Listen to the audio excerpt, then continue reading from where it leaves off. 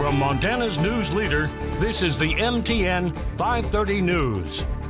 Good evening and thanks for joining us. I'm Russ Riesinger. Another day and another record number of COVID-19 positives in Montana.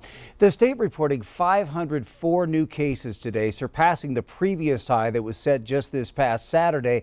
And now another grim milestone as well, as 200 Montanans have now died from COVID-19. Flathead County had the most positive cases with 124. Yellowstone reported 46 new cases. Plus, the outbreak continues to grow at a Columbus nursing home. The Castle and Meadowlark Assisted Living Facility reported 5 new cases today, 3 residents and 2 staff members, bringing the total outbreak to 14 now. The state also announced 2 more deaths, one in Glacier, another in Stillwater County. On top of that, Missoula County reported 1 new death this afternoon, bringing the death toll to an even 200. MTN is also reporting 15 additional active hospitalizations, bringing that number to 216. Montana has nearly 16,000 confirmed positives right now. We told you yesterday that Yellowstone County could be headed toward even tighter restrictions if cases continue to climb for the month of October. That would mean even fewer people allowed into restaurants, bars, and places of worship. County restaurants have been operating at 75% capacity since June 1st, but that percentage could shift down to only 25% at the end of the month if the positivity rate rises above 40 per 100,000. Q2's Mitch Legge brings us reaction from 2 local restaurants.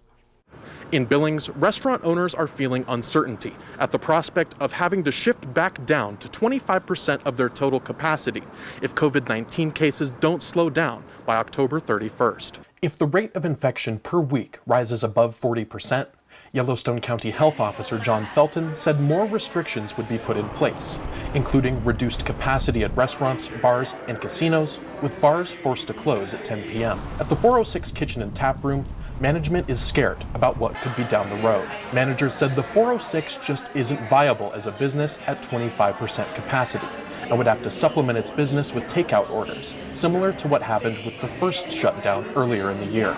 The story is much the same at Montana Brewing Company, a restaurant that staffs 100 employees. Both of the local restaurants got help earlier in the year from the federal Paycheck Protection Program loans. Those loans won't be available if the county-wide restrictions are put in place at the end of October. I've tried to fill out all the grants that have been offered and just cross your fingers and hope for the best. Unfortunately, like we just got to all do our part. As I said, I've got 50 employees I have to think about, That federal program helped a ton, but now as we move forward into this, all that's gone. If we go down to 25%, that's going to be a gigantic impact. And it's not just for us, it's for all the restaurants, all the businesses, churches are also on this deal where they have to reduce to 25%. So there's a big countywide impact. Both restaurant managers urged the community to wear their masks, keep their distance, and wash their hands frequently so the restaurants can stay open and their staff members employed. In Billings, Mitch Legge, MTN News. Thanks, Mitch. And Sean Graves with the Montana Brewing Company added that he's pleased there is about 3 weeks notice before any restrictions would take effect, compared to March, where there was only a few days noticed. A federal appeals court has declined to fast-track an effort by Montana Republicans to overturn all-mail balloting in the state before the November 3rd election. The Ninth Circuit Court of Appeals did agree to hear that appeal, but it's not likely to happen before the election. The suit argued that Montana Governor Steve Bullock lacked the authority to issue his directive, allowing counties to choose whether they want to hold all-mail elections.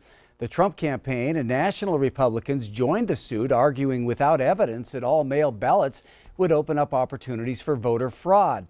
Of Montana's 56 counties, 45 have chosen all mail elections. Tonight, police are still investigating a shooting in central Billings that happened Sunday night.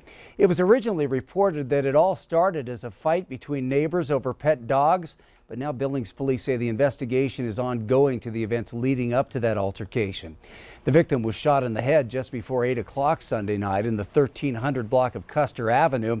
He was pronounced dead at the scene. Officers do believe there was some kind of a struggle because the suspect had scratches on his head. Officers also found the victim was armed with a gun. The names of the 2 men involved and any possible charges have not yet been released.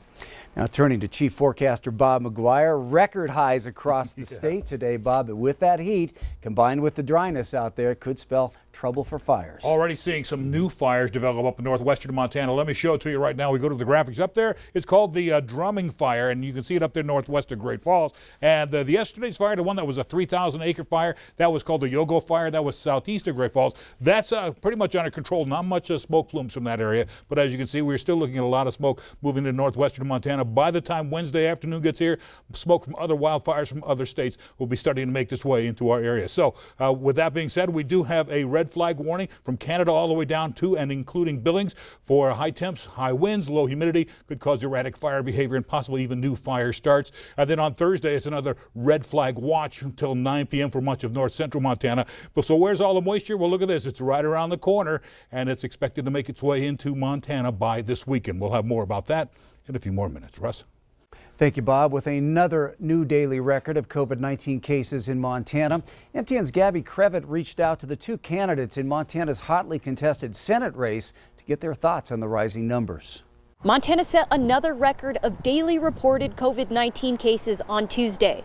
MTN News reached out to Montana's U.S. Senate candidates for their take on the increasing numbers. In an interview on Tuesday morning, U.S. Senator Steve Daines said the increasing number of COVID-19 cases in Montana is concerning, especially in the last few weeks where Montana has reported a handful of new daily records of COVID-19 across the state. We now have one of the top 10 highest infection rates in the nation. And so Montana now has moved to the forefront of very high COVID-19 positive rates. It concerns me greatly. I'll tell you what's going to be important here is the innovation occurring with American scientists to get these amazing drugs out that will help lower the mortality rate, but importantly, to get a vaccine out. MTN News invited Governor Bullock to provide an on-air response, but his campaign declined to comment. Governor Bullock's campaign did tell us he will be addressing the issue on Wednesday during a press conference. Reporting in Bozeman, Gabby Crevitt, MTN News.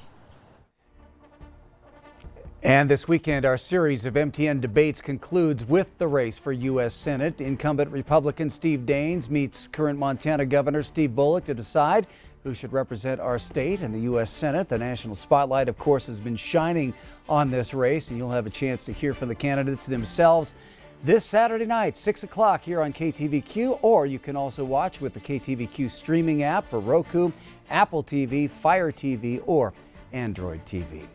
Up next on tonight's Q2 530 News, find out what's motivating middle school students to keep their masks on. It might surprise you. And in sports, Scott Breen rounds up this year's qualifiers for the National Finals Rodeo. He'll fill us in.